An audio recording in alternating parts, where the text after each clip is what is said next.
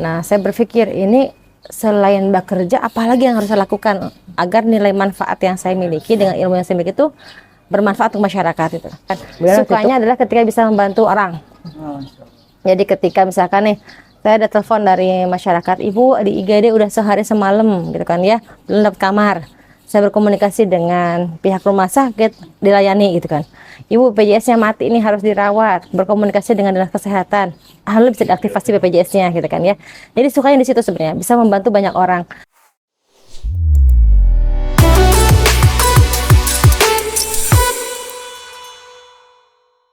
Assalamualaikum warahmatullahi wabarakatuh. Waalaikumsalam. Alhamdulillah, EduTalk kembali hadir di kesempatan pagi hari ini. Dan hari ini kita kedatangan tamu spesial, yaitu Ibu Endah Purwanti. Assalamualaikum Ibu. Waalaikumsalam warahmatullahi. Bagaimana kabar Ibu? Alhamdulillah sehat. Baik, sahabat pendidikan, EduTalk ini adalah podcast pendidikan yang membahas isu-isu pendidikan dari berbagai aspek gitu ya. Dan alhamdulillah di kesempatan hari ini kita bisa bertemu dengan Ibu Endah. Mungkin kita kenalan dulu ya dengan Ibu Endah. Ibu boleh ini dong diceritain sekarang aktivitasnya ngapain aja Ibu? Memperkenalkan diri ya. Jadi nama saya Endah Purwanti. Aktivitas saat ini sebagai anggota DPRD Kota Bogor, fraksi PKS. Kemudian saya juga punya usaha di bidang kuliner, serta ibu dari 3 orang anak. Serta ada beberapa kegiatan. Saya juga ketua Senam Tera Indonesia Kota Bogor. Dan beberapa kegiatan aktivitas di wilayah ya, di masyarakat ya, baik itu di majelis taklim ataupun di bidang pendidikan. Berarti anggota aktif ya Bu ya? Ya? Anggota Dewan Aktif. Anggota Dewan Aktif. Oke, insyaallah. Dulu kuliah di mana Bu? Kuliah di IPB. Jurusan apa tuh Bu? Jurusan Manajemen Sumber Daya Perairan, Fakultas Perikanan. Oh, ini berarti sekarang berkarir di bidang ini politik ya Bu? Di bidang politik, nggak nyambung sama kuliah. Iya ya Bu ya.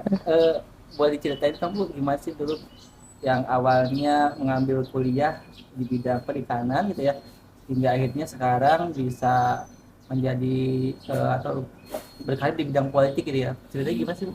Jadi saya lulus kuliah tahun 2005. 2005 itu kemudian 2005 itu menikah, tinggal di Bogor Utara waktu itu di Tanah Baru.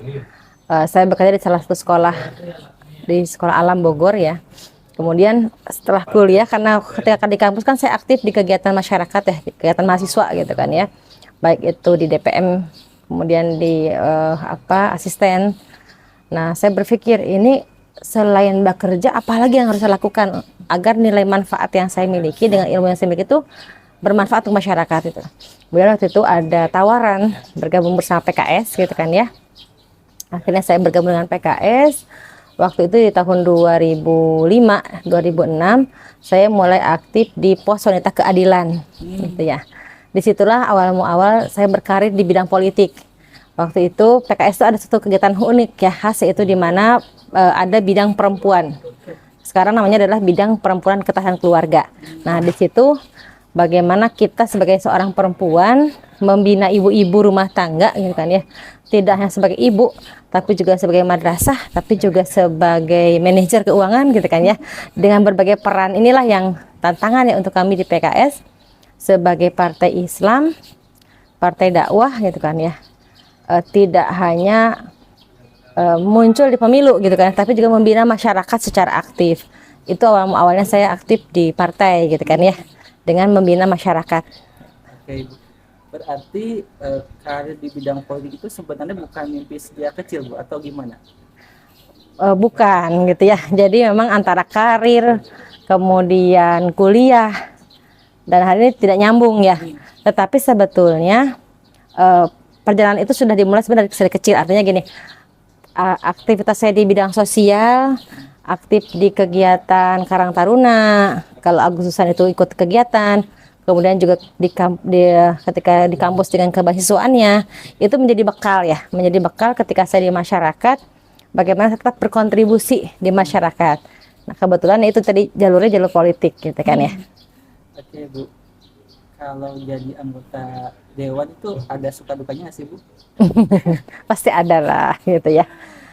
Di setiap aktivitas, setiap pekerjaan, tidak hanya dewan ya sebetulnya mah ya, semua pengusaha juga ada suka dukanya. Di dewan juga ada suka dukanya. Sukanya kalau saya gitu kan ya, kalau tanya sukanya apa nih, Kang Didin kan pasti nanya nih, sukanya apa Bu Endah gitu kan ya, ketika menjadi dewan. Sukanya adalah ketika bisa membantu orang. Jadi ketika misalkan nih saya ada telepon dari masyarakat, Ibu di IGD udah sehari semalam gitu kan ya, belum dapat kamar. Saya berkomunikasi dengan pihak rumah sakit, dilayani gitu kan.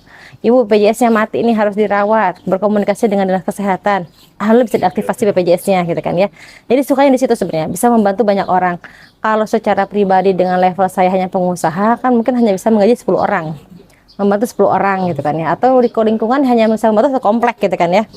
Tetapi dengan kita di dewan bisa membantu Kota Bogor dengan kebijakan-kebijakan yang positif, kebijakan-kebijakan yang baik. Jadi nilai manfaatnya ini yang meningkat lebih gitu ya.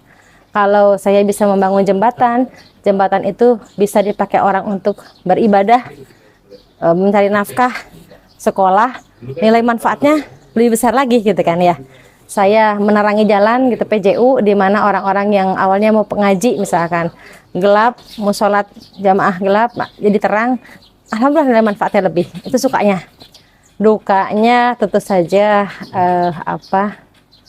banyak tantangan ya, bagaimana kita harus bisa tetap membagi waktu gitu kan ya. Jadi lebih ke arah tantangan sebenarnya ya, membagi waktu antara keluarga, masyarakat, pekerjaan. Itu sebenarnya ya. Iya, Bu. Namanya orang yang berumah tangga, apalagi sebagai ibu rumah tangga Iya. pasti punya tugas tersendiri. Betul. Terus juga untuk masyarakat juga ada gitu. Itu kalau ibu sendiri gimana Bu membagi tugas untuk keluarga, untuk masyarakat? Sebenarnya kalau masalah manajemennya itu kan manajemen waktu ya. Kita nggak bisa saklek. Misalkan pagi harus ini, handphone harus mati di atas malam tuh nggak bisa.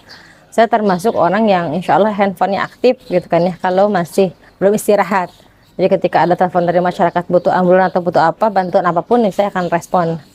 Jadi memang lebih ke arah waktu-waktu bersama yang dioptimalkan. Jadi saya mengusahakan ya kalau pagi saya sarapan bareng lah paling nggak sama keluarga gitu kan ya. Paling nggak pagi-pagi ketemu mukanya semua gitu kan ya. Duduk bareng sarapan lah. Ya kalau malam paling nggak ya makan bareng lah gitu kan ya. Atau sholat berjamaah lah ketika subuh gitu kan ya. Jadi memang mengoptimalkan waktu-waktu dengan segala keterbatasan. Itu paling ya manajemennya. Selebihnya memang kan lebih ke arah komunikasi informal ya, artinya di handphone ya. Kan kita tidak bisa mengandalkan hanya ketemu saja. Komunikasi ini bisa optimalkan dengan komunikasi di handphone yang sekarang mah semua orang pasti punya handphone gitu ya. Itu paling ya manajemennya. Ya, memanfaatkan teknologi untuk berkomunikasi. Kalau bicara tentang ini Bu, Ibu kan aktif juga di sosial media Bu ya, pasti butuh effort juga gitu kan bertemu dengan masyarakat. Saya sih lihat Pak Ibu ini sangat aktif gitu bertemu dengan masyarakat tadi ya, berkomunikasi. Pasti itu Bu butuh energi, ya mungkin muncul kadang-kadang rasa capek, rasa lelah gitu. Kalau Bu Enda sendiri punya tips sih gimana cara menjaga supaya tetap fit gitu setiap hari gitu Bu? Sebenarnya tuh yang membuat lelah itu bukan ketemu masyarakat kalau saya ya. Justru ketemu masyarakat tuh saya dapat energi gitu ya. Jadi seneng, bahagia gitu kan ya. Biasanya saya memanfaatkan momen ketika satu titik ke titik lainnya itu untuk istirahat gitu kan, narik nafas, atur nafas, mengen energi. Yang berat itu ketika kita menekan masalah. Kan orang ngeluh yang lucu ya. Kan kita jadi mikir itu gimana ya solusinya gitu kan ya. Jadi tapi juga sebagian masyarakat kan ada yang ingin dengarkan gitu ya. Jadi memang di sini mengatur nafas dan energinya itu ya dioptimalkan waktu-waktu untuk narik napas gitu ya, sejenak gitu ya. Jadi ketika ketemu masyarakat tuh malah sebenarnya kita menambah energi positif ya. Apalagi ketemu dengan orang-orang yang kita bantu, kita tolong, komunikasinya baik, banyak juga yang mendoakan gitu kan ya. Jadi kan positif tuh, epos ya, energi positif untuk kita. Nah kalau waktu rehatnya ya di rumah ya, istirahat mah ya sulit ya memang kalau di jalan, karena kan seringnya saya bermotor ya juga. Nah untuk terkait sosmed juga ya dimanfaatkanlah sekemampuan saya untuk menjawab gitu kan ya. Jadi emang ada waktu-waktu di mana saya sela-sela rapat ya saya jawab, sela-sela kegiatan saya jawab gitu ya. Itu ya tadi sebenarnya mah energi yang banyak itu bukan lelahan karena ketemu orang ya, tetapi memang berpikir membantu mencarikan solusi, itu yang energinya besar menurut saya ya. Jadi kalau ketemu orang mah senang-senang aja lah, happy-happy lah, ketawa-ketawa. Ya, ya, ya, oke, oke. Eh, Kalau ibu sendiri di DPRD ada bidang khusus yang ibu kelola atau seperti apa, Bu? Jadi di DPRD itu dikenal dengan namanya komisi. Ada 1, 2, 3, 4. Nah, 2 tahun pertama saya tuh di komisi 4. Komisi 4 itu komisi PKS, Pendidikan Kesehatan Sosial. Saya waktu menjadi pimpinan komisi, ya itu kalau waktu di pandemi ya, Pak 2019-2021 saya di komisi 4, 2002-2003 ini sekarang di komisi 1 di bidang hukum dan pemerintahan. Nah, jadi sekarang saya di komisi 1 nih, tapi 2 tahun pertama saya di komisi 4. Pendidikan dari Bu ya. Pendidikan Kesehatan Sosial. Oke, Bu, ini nyambung nih dengan dompet apa, Bu, yang dimana kami dari LPI jadi ini kan salah satu organnya itu adalah di bidang pendidikan, Bu, yang berpusat di Palu kalau secara ketatnya. Tapi saat ini ada program dari mulai jenjang pendidikan usia dini sampai juga pendidikan menengah dan sampai ke S1 ya, Bu ya. Alhamdulillah.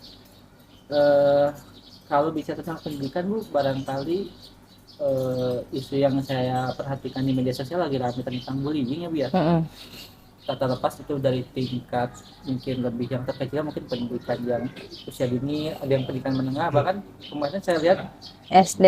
yang di ini juga, Bu, yang mahasiswa ya, ada yang dibully Oh, juga tuh, iya. yang di kampus gitu ya. Ini menurut Ibu sendiri fenomena bullying ini hari ini seperti apa sih, Bu? Memang menyedihkan ya fenomena bullying. Sebenarnya kalau saya lihat tuh ada beberapa hal masalah pendidikan hari ini. Yang pertama adalah akses pendidikan. Jadi memang belum merata ya akses pendidikan ini ke semua kalangan. Kita Kota Bogor kalau PPDB itu pasti ribetnya luar biasa kan. Ribut lah semuanya, nggak dapat sekolah negeri ya. Padahal sekolah swasta juga nggak kurang bagus gitu kan ya. Tapi kan ekonominya. Yang kedua tadi terkait masalah behavior ataupun karakter ya. Nah, ada 2 memang yang jadi masalah. Yang pertama adalah bullying, yang kedua adalah kejahatan seksual yang sedang marak ya. Bullying itu sebenarnya kan mulai dari pola asuh ya kalau menurut saya. Pola asuh keluarga. Ketika anak itu tidak memperoleh cukup perhatian dari keluarga dan adanya ucapan-ucapan yang tidak positif, nah akhirnya muncul insecure di rumah dulu nih gitu kayak. Biasanya anak yang membuli itu adalah yang bermasalah di rumah. Gitu kan ya. Jadi nggak selesai nih masalah di rumahnya, akhirnya dia bergrouping lah nggak bullying. Jadi memang banyak kasus ya di Kota Bogor juga kasus bullying ya. Tidak hanya di sekolah dasar ya. Kemarin terakhir SMP ada juga, dan terakhir memang di SMA. Dan efek panjang bullyingnya adalah tawuran kan. Salah satunya ya, yang menjadi tren juga kan saat ini tawuran juga banyak gitu ya. Nah, yang kedua memang tadi kekerasan seksual ya. Kejahatan seksual ini luar biasa juga, sudah mulai ada beberapa kasus di sekolah-sekolah gitu kan. Ini juga menjadi apa ya, menjadi corengan ya untuk proses pendidikan kita ya. Terbaru kan kemarin salah satu sekolah negeri ya, seorang guru kepada anak gitu kan ya. Nauzubillah min dzalik lah. Jadi memang pertama sih harus menurut saya nih memang dikuatkan lagi keluarga, karena semua itu berawal dari keluarga. Kalau keluarganya kokoh, keluarganya baik, insya Allah komunikasi ke orang tuanya juga baik, pasti hal-hal yang tidak baik itu anak tuh lapor ke orang tua. Kalau anak lapor ke orang tua berarti kan bisa dicegah oleh orang tua gitu kan ya. Jadi, dan bullying ini tidak hanya anak, bisa jadi guru juga gitu kan ya. Jadi guru nggak sengaja ketemu guru ngomongin anak, di sampingnya ada anak, kan sama aja itu juga ya. Jadi anak ini mah begini sama guru lagi. Jadi memang ini juga fenomena umum ya, yang sama-sama harus kita sadari bersama ya. Jadi emang harus ada gerakan bersama ini mah ya. Nggak bisa menyalahkan A, B, dan C ya. Dari mulai di rumahnya dibenerin, lingkungan kultur sekolahnya dirapihin kan. Kemudian juga anak-anaknya dibangkitkan motivasi semangat untuk lebih baik gitu ya. Yang ketiga adalah pemerintah gitu kan ya, yang membuat regulasinya juga harus tegas, efektif gitu. Kalau terkait dengan pendidikan ini sih Bu, pandangan ke depan apa ya Bu ya? Kalau menurut perkembangan sekarang. Tantangan kita ke depan adalah yang pertama kita kekurangan guru, daurat guru ya. Jarang sekali anak hari ini tuh yang mau ceritanya menjadi guru. Pasti ceritanya YouTuber, konten kreator, apalagi lah ya. Jadi kita kekurangan guru, dan guru itu tidak bisa digantikan oleh EA. Guru nggak bisa digantikan oleh robot kan, karena kan guru ini bukan transfer knowledge kan, tapi transfer nilai. Nah, value ini yang harus dikuatkan. Nah, yang kedua adalah guru yang berkualitas juga ya, menjadi PR ke depan kalau menurut saya sih. Karena tadi orang udah jadi guru deh, kadang ada kerjaan gitu kan ya. Jadi pertama sih dari SDM-nya, pendidikannya. Yang kedua dari memang kurikulumnya. Ganti-ganti kurikulum ini kan nggak baik juga gitu kan ya. Baru beres kurikulum ke-13, ganti lagi kurikulum Merdeka. Nggak tahu nanti kurikulum apa lagi gitu kan ya. Ketika ada pemerintahan yang baru, ini juga jadi nggak membuat membuat nggak stabil ya dari segi pendidikannya. Nah, yang ketiga dari segi prasarana. Di Kota Bogor sendiri masih banyak sekolah-sekolah yang itu zamannya impres gitu kan ya, yang perlu renovasi, perlu pembangunan ulang, perlu perbaikan, dan belum merata gitu kan ya. Jadi emang 3 hal paling tidak saya lihat nih masalah pendidikan ke depan, dari SDM-nya, dari sistemnya, dari infrastrukturnya gitu. SDM, sistem dan infrastruktur ya Bu ya, menjadi tantangan pendidikan. Sama polisi kebijakan ya. Tapi kalau kebijakan kita udah kan ya 20% untuk pendidikan. Tapi polisi kebijakan juga ini harus lebih diperkuat lagi sih. Ya sih Bu, kami juga sih di LPDD hari ini memang melihat itu sebagai salah satu masalah yang perlu kita selesaikan bersama-sama ya. Perlu ada kolaborasi yang nyata dari setiap stakeholder gitu, Iya betul. Dari keluarga tadi yang terdekat, Terkecil. juga masyarakat maupun nanti pemerintah. Dan habis sih kami juga punya satu program namanya kalau terkait dengan tadi ya pengembangan SDM dulu itu ada Sekolah Guru Indonesia Ibu. Iya. Nah itu kami melatih guru-guru agar mereka memiliki peningkatan Kapasitas. betul di bidang itu. Cuma kalau terkait dengan fasilitas mungkin ini butuh kerjasama dengan iya. gitu. Betul, saya sih sangat bahagia dan senang ya dengan program itu apa ini terkait SGI ya, Sekolah Guru Indonesia gitu kan ya. Saya juga tahu lah ini.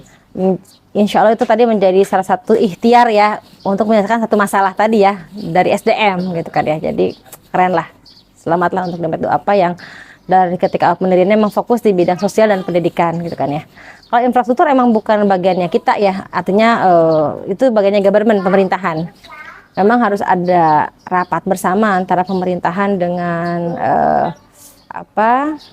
yang punya peran sosial gitu kan ya, NGO gitu kan ya, harus berbagi peran. Mana perannya NGO, perannya swasta, perannya sosial, mana perannya pemerintah. Dan itu tidak bisa sekaligus, memang harus dibuat perencanaan yang panjang gitu ya.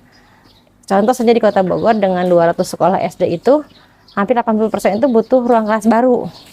Bayangin anggarannya sangat besar gitu kan ya, dan nggak mungkin sekolahnya itu dalam sekian tahun itu selesai. Dengan 1 juta penduduk gitu kan ya, dan hanya ada 20 sekolah negeri SMP.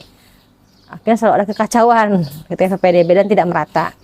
Nah, tadi ketika nanti bisa membuat sekolah-sekolah unggulan atau sekolah yang sifatnya satu atap di wilayah-wilayah yang jauh dari pemukiman, artinya aksesnya sulit gitu kan ya, itu bisa jadi solusi juga. Ini harus kerjasama memang. Ya, betul ya. Sepakat juga terkait dengan kolaborasi pentingnya antara berbagai stakeholder sehingga bisa menjadi solusi ya untuk permasalahan pendidikan kita di hari ini. Terima kasih Bu Enda atas kesempatannya hari ini. Mohon maaf dia mengganggu kesibukannya gitu ya. Enggak, insya Allah. Mungkin terakhir barangkali boleh disampaikan Bu pesan untuk sahabat pendidikan mungkin terkait dengan inspirasi apa yang bisa Ibu sampaikan untuk teman-teman. Setiap kita tuh pasti punya nilai atau value, dan setiap orang itu pasti punya kekhasan masing-masing. Jadi ketika seseorang itu mendeklarasikan dirinya itu di bidang pendidikan, maka fokuslah di situ, gali lebih kuat, lebih dalam sampai menjadi expert gitu ya. Itu aja saja sih. Artinya ketika kita tertarik di bidang A, gali, dalami sehingga menjadi expert, akhirnya nilai manfaatnya meningkat gitu ya. Ketika manfaat meningkat itu kan sebaik-baiknya manusia gitu kan, begitu ya. Dalam Quran ada dijelaskan, dalam hadis juga bahwa sebaik-baiknya manusia adalah yang paling banyak manfaatnya. Nah, kita hanya sama Allah dikasih kesempatan waktu, dikasih amanah waktu gali potensi, manfaatkan dengan sebaik-baiknya, tingkatkan terus kapasitas kita sehingga nilai manfaatnya semakin meningkat gitu. Nah, dan orang itu dikenal itu kan karena manfaatnya gitu ya, bukan karena hartanya, bukan karena panjang titelnya. Gitu saja mungkin dari saya ya. Terus semangat untuk berbuat kebaikan. Baik Ibu, terima kasih. Ya, sahabat pendidikan, kita doakan dirinya juga senantiasa diberikan kesehatan, Amin. agar bisa terus menebar kebermanfaatan bagi umat ya. Insya Allah, amin, amin. Baik, kita akhiri Edu Action Talk kita pada pagi hari ini. Terima kasih Ibu atas waktunya. Sama-sama. Assalamualaikum warahmatullahi wabarakatuh. Waalaikumsalam warahmatullahi wabarakatuh.